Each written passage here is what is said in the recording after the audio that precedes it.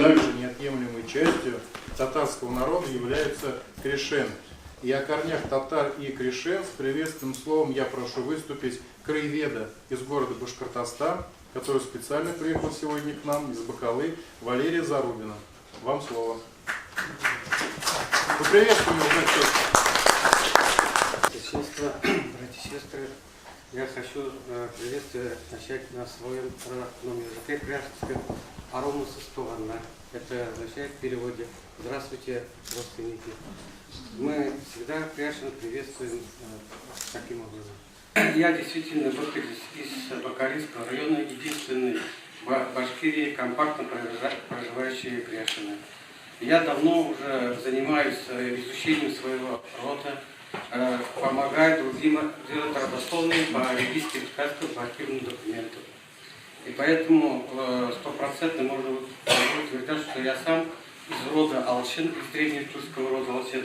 Вот, к примеру, хочу сказать, что род Алшин, она есть и у башкир, и у казахов, и у нагайцев, и у кыргыз. Вот. Тогда кто я, татарин или кряж? Вот мне воспитали как кряжина. Я всегда слово кряжин от бабушек, от всех людей. Мы привыкли себя называть кряжинами. Мы обижаемся, конечно, когда называют татарами. Для нас татарин означает это мусульмане. Нас воспитали всегда, что мы никогда не были мусульманами, мы были всегда в христианстве и православии.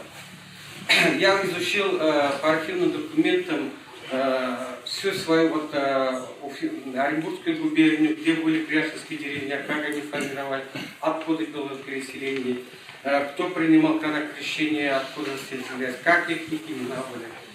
Но я понял, что все переселения кряжин Башкортостана шло из территории Татарстана.